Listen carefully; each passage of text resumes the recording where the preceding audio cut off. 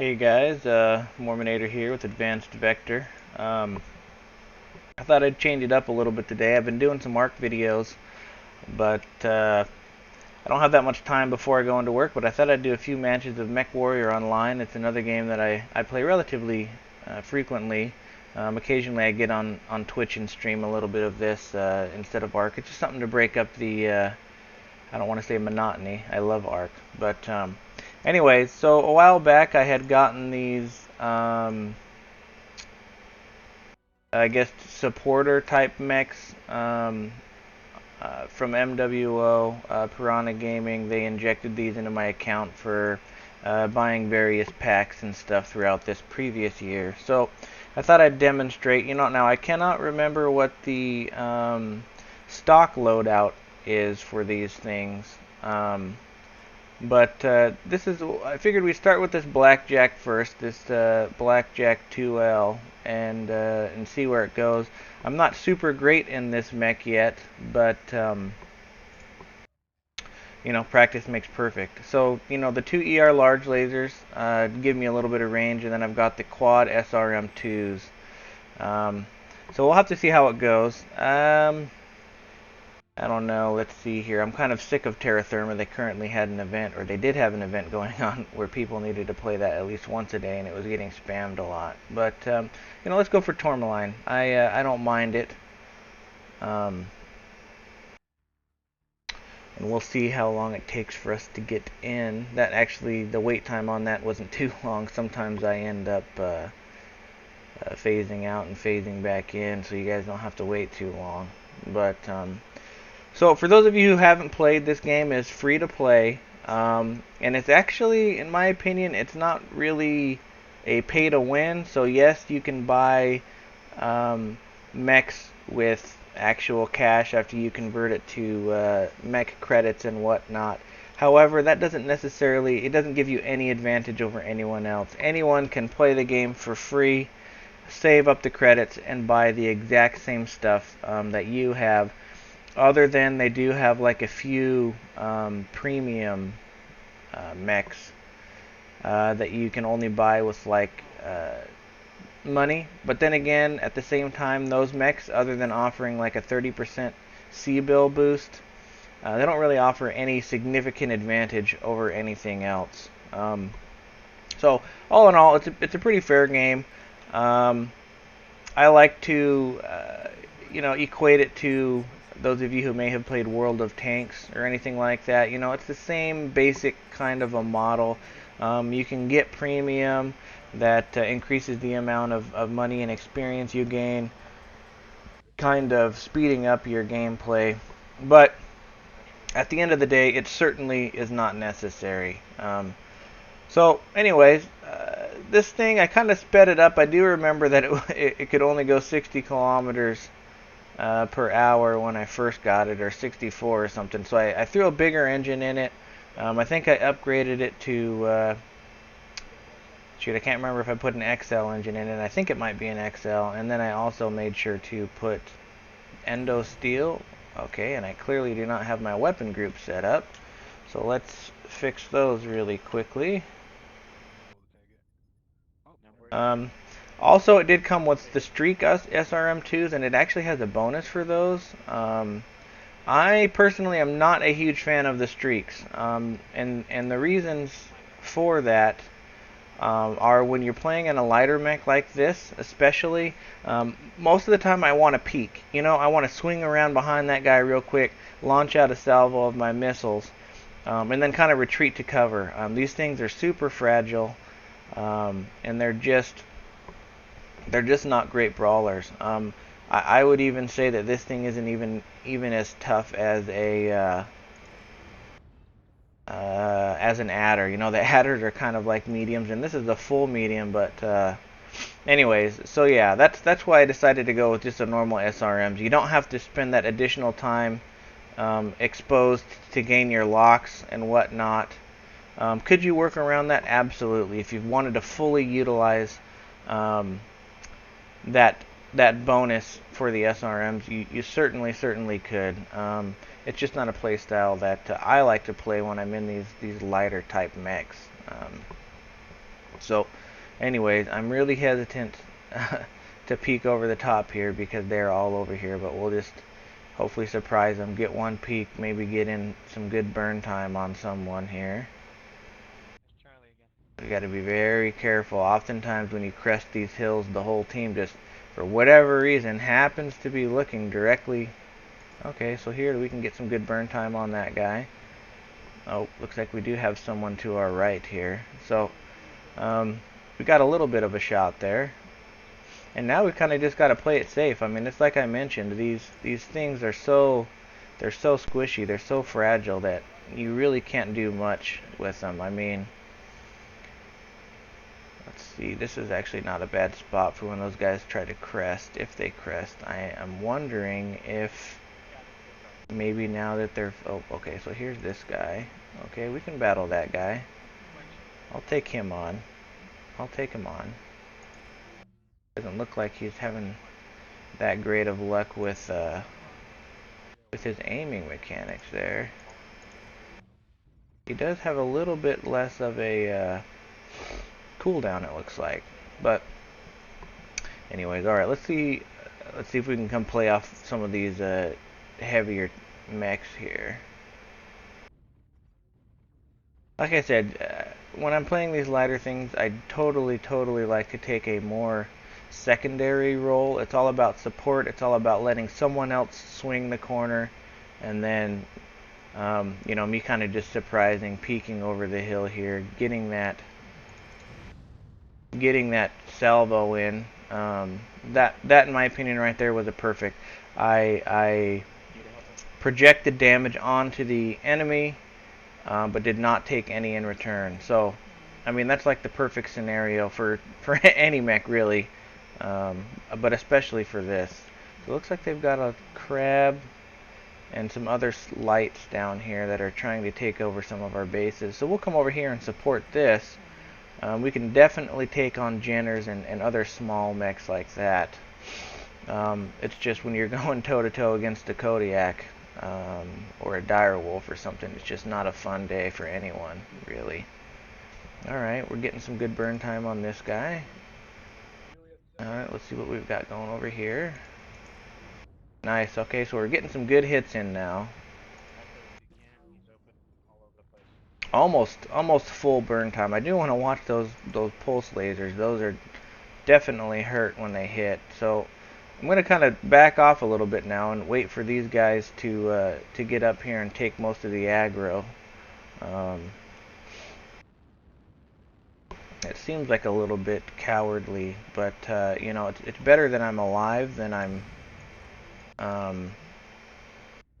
you know, trying to keep these guys off, because the fact of the matter is they're not gonna back down from me, especially when there's so many of them. So you can see right there, I'm already really damaged from just the few hits that I'm taking. And I'm definitely going to try to bounce out of here.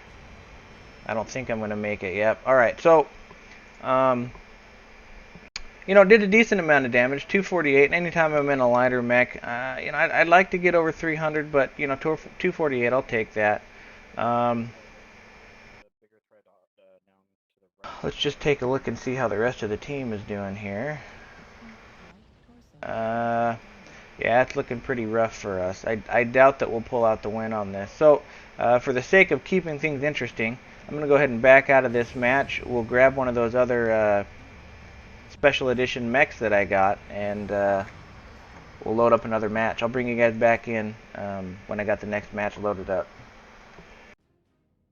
Alright guys, we're just dropping into a match here. I ended up going with the Cataphract. We're here on Tourmaline, which is actually, you know, I don't mind it. I used to not dig it so much back when MechWarrior Online first came out. Shoot, several years ago now, back in beta, but you know, it's kind of grown on me. It's been around for a long time, and I really kind of enjoy it, especially over the constant spams of the HPG manifold or any of the winter maps. It's it's like people don't understand heat management, and so they just want to go with the coldest possible map, and those maps aren't always necessarily the funnest to play. So loadout on this guy: dual large pulses, dual medium pulses, and then that LBX-10. Again, coming down to that heat management point. Typically 90% of the time when I have lasers, I always run them in chain fire. You know, occasionally I'll back out of chain fire if I'm doing a lot of peekaboo and stuff like that, where I just need to get around the corner, basically get that alpha strike in, and then jump back. But most of the time in sustained combat and other things like that, it just makes sense to just take that half a second, that quarter of a second in between shots, and it really helps out your heat a lot, guys. You know, when I used to play, when I first started playing, I kind of just always did my weapons group as a group, and you know, I ran into a lot of heating issues, and so I started messing around and playing around with stuff. And with the chain fire, you can actually get better damage projection over time. I mean, just, you know, shutting down is crucial, and it's never a good thing. That's time when you're not laying any damage down on the enemy, you know, but they're just pounding you. So really, you want to avoid shutting down at all costs. So it looks like we're kind of in an interesting spot here. I kind of just want to... There we go. Got a few hits in on that Shadow Cat, maybe? I couldn't quite tell what it was. Yeah, I think it's a Shadow Cat. Anyways, alright, we'll kind of follow the group here. The other thing that I would say is really important, that I always try to do, you know, am I perfect? Absolutely not. But is maintaining awareness of that mini-map. It's there for a reason. As your team starts to rotate, as things on the battlefield change, you always need to be aware of where you're at and where your buddies are at. I cannot tell you how many times I've sat in a good sniping position, you know, kind of statically, even for just 30 seconds or a minute, and you look down at the map again after that, and it's all of a sudden you're alone, and the enemy team is collapsing on you. So that's not a fun situation to be in. No one likes to be in a situation like that. My pulses cannot reach out that far.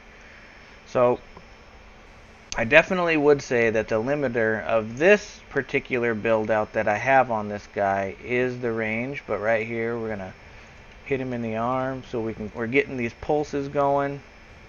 He's not having a good day. I guarantee it. You can see how quickly he backed down from our concentrated fire there.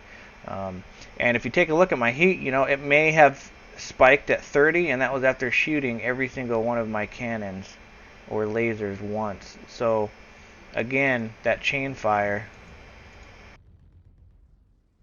is really crucial. I think I can hit that guy. Oops, I don't think I quite made that. So again, I just peeked out there, and concentrated enemy, you never want to be the one to peek out. That was a tactical error on my part. You know, in games, they really consist of mistakes. Much like in baseball or any other game, really, the team that makes the most errors is the team that loses. So let's see if I can get some of these. There we go. Landed some pretty good hits with the old LBX-10 there. So I'm taking most of the damage now. Definitely want to start backing out and taking a secondary role in all this now. I'm pretty damaged. I got that critical. I don't mind brawling. I don't. But at the same time, when you get damaged up, you know, someone's got to swing the corner. But it's okay to take turns. You know, you don't always have to be the guy that pushes. You don't always have to be the guy that's soaking up the damage so your other team can get some shots in there. Definitely take your turn. But at the end of the day, it's better to have your guns in the fight in some capacity than to be dead. So I thought I saw, yep, here it is right here. I don't hit him with some pulses. So we got that Timberwolf flanking on us, which is slightly worrisome. And then again, so this is one of those situations where we're kind of just getting into an all-out brawl type area of battle. So we'll try to do what we can. I think this Timberwolf is on our backs here. So that was a good team. And then these Kodiaks. So definitely those Kodiaks are nasty. Overall, I think that was was an okay game. I've definitely done more damage than that before, especially for a mech like this that's a little bit larger. But I don't have as much firepower on that particular build. We'll actually go back and look at the build of the loadout of that mech right now. So you can kind of see what I got going on. Again, this would be considered one of those premium mechs, and as I'm about to show you, they're pretty well balanced still. I mean, I could drop the large pulses, probably put just normal large lasers on there and fit a couple more medium pulses, which actually may be something to consider. Or even ERs, give me a little bit of range. But you know, all in all, it's pretty balanced. I like to keep my heat management index relatively high. And it's just not ever a good deal when you're shut down. And so, you know, you've got this LBX10 or this LB10X. These large pulse lasers certainly put down quite a bit of damage.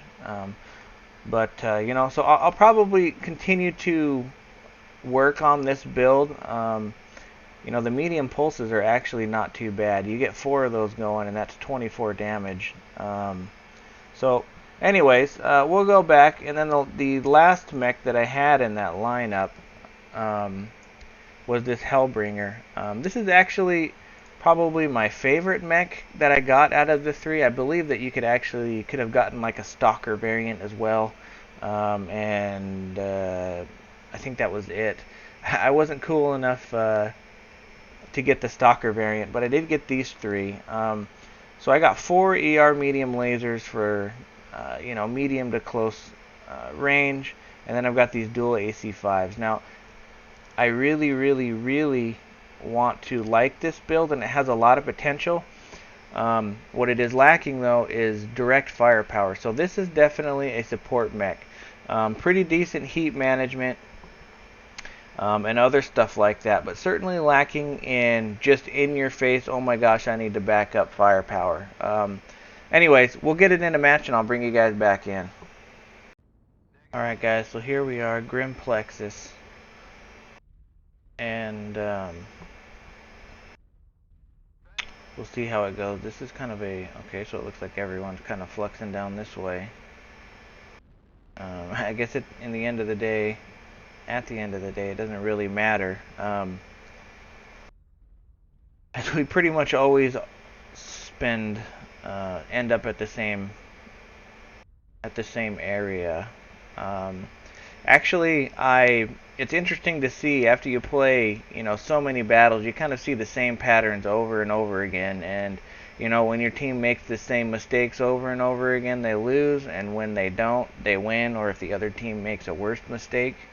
But I always love it when, you know, we'd be playing on this map, and most of the time the fighting takes place in this area around these center buildings. But I just love, love, love it when, you know, instead of fighting between here and here, between the flags, somehow we end up in a battle out here where no one ever fights, but, you know, it just changes it, and it's almost like playing on a new map because you have new terrain and all that other stuff. So I love it when that happens. It doesn't look like that's going to be the case this time. But, you know, occasionally you get those really fun games where you get the close games where it's down and it's like maybe 2-1 or 1-on-1, and you got both sides cheering each other, cheering their champions on. So, anyways, let's see where we're at here. I'm not sure if anyone has spotted an enemy yet or not. But we'll just kind of wait it out. You know, I'm a more cautious player, certainly. It looks like they're wanting us to push E7, so we'll definitely move up on that, which is better for me as I like to fight closer range. I do have an LRM-5 on here just for good measure. but you know, it's not something that's it was more of I got a ton and a half left. I should put an LRM-5 and some rounds on there, um, as instead of anything else. So we'll definitely launch a couple of these over here at this guy though, and then let me see if I can get some ER lasers in his back armor there.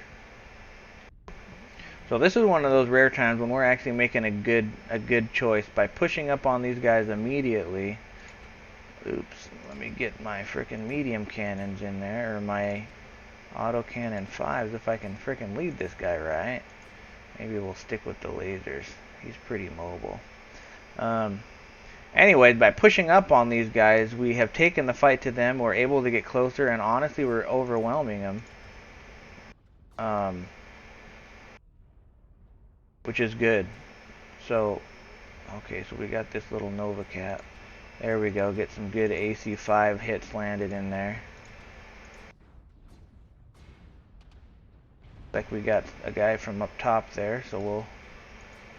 Okay, this is a bad situation to be in, so I did not know that there was 50 of those guys over there.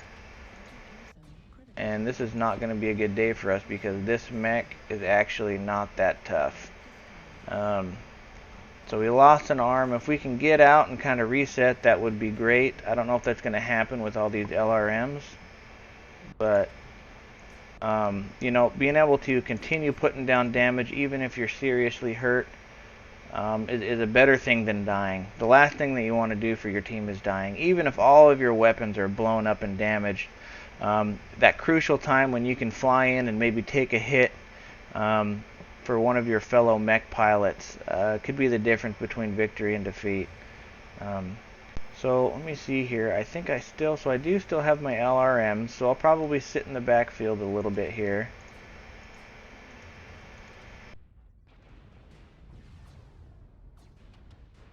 Oh, these crabs hit hard. Those king crabs, if you guys didn't know yet, are pretty devastating. So anyways, again, these loadouts are still fairly experimental. I'm kind of tweaking and messing with them. But the big part of what I wanted to accomplish in this video is kind of just show you that even though we get these premium mechs, these cool mechs, they certainly have an awesome design. By no means are they overpowered.